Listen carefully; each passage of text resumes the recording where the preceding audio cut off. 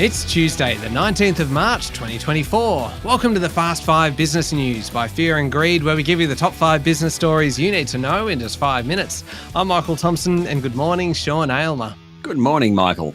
Sean, 5 stories in 5 minutes. Let's get going. Story number 1. The politicians are back in Canberra this week with immigration topping the agenda at the same time as new legislation locking in 26 weeks of parental leave past Parliament. Immigration is going to be a battleground in the run-up to the next election. Opposition immigration spokesperson Dan Tehan yesterday said new legal challenges concerning immigration detainees could see a further 150 hardened criminals released into the community if a High Court ruling goes against the government next month. That would take the total of those released immigrants to 300. Immigration Minister Andrew Giles, who's very much under the gun on the issue, in fact, Independent Senator Jackie Lambie called for him to step down yesterday. He said the federal government will fight any release by mounting a new defence in the High Court against asylum seekers who refuse to cooperate with authorities. In terms of the paid parental leave discussion, the legislation passed yesterday, meaning that from July 2026, everyone's entitled to 26 weeks of paid leave. Currently, it's 20 weeks of paid leave. In July this year, it goes to 22, then 24, and finally that full 26 weeks.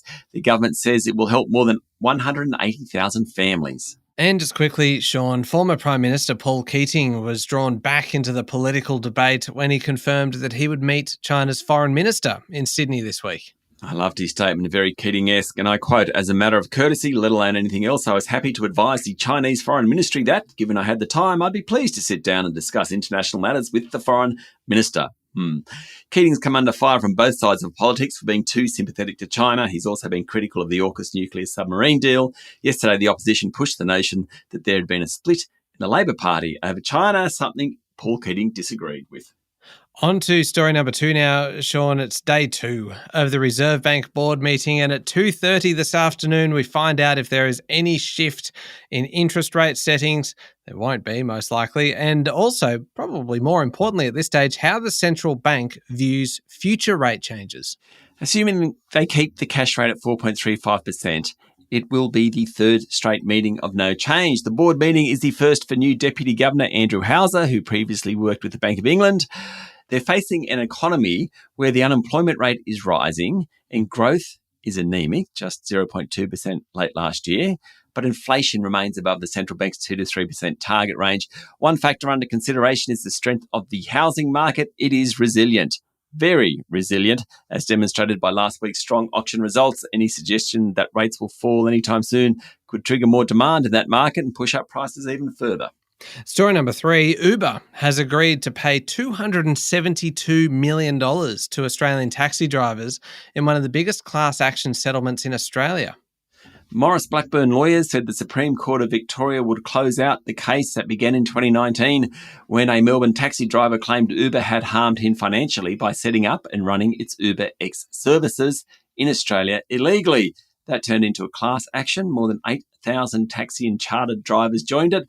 The announcement yesterday morning follows a 5-year legal battle. At its crux was lost income for drivers and a loss in the value of licenses bought by the owners of taxis, hire cars, limousines and charter vehicles when Uber launched in Australia. They actually launched back in 2012, but the first jurisdiction to license Uber was the ACT in 2015, followed by New South Wales and the rest of the country. Hence, it operated illegally. It's the 5th largest class action settlement in Australian legal history.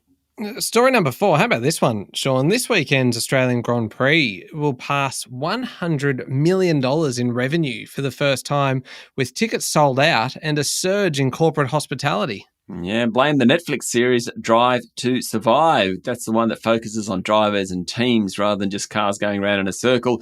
It's helped fuel demand for the Australian race and attracts a largely new group of fans, according to a report in The Australian. Revenue last year was $95 million. 440,000 people attended the 4-day event. This year, the boost in revenue will mostly be about hospitality. While the money brought in should be a record, the Victorian government still has to contribute. Last year, it stumped up $100 million, though it estimated that the race brought in $268 million. Australian Grand Prix Corporate Chief Executive Travis Auld said 40% of racegoers are female, the highest rate of any Formula One race in the world, and 37% who attended last year were new to the event. And finally, story number 5, Vladimir Putin said Russia won't be stopped from pursuing its goals after he swept to a record victory in a presidential election over the weekend.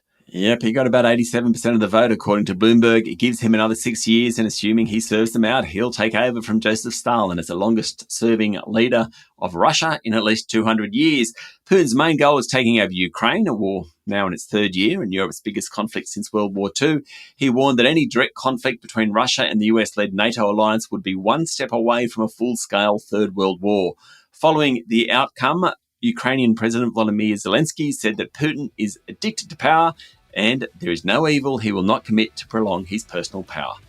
All right, there we go. The top 5 business stories in 5 minutes. Thank you, Sean. Thank you, Michael. It's Tuesday, the 19th of March, 2024. Remember to hit follow on the podcast. And if 5 minutes isn't enough, you can find our longer daily show called Fear and Greed wherever you listen to podcasts. I'm Michael Thompson, and that was the Fast 5 business news by Fear and Greed. Have a great day.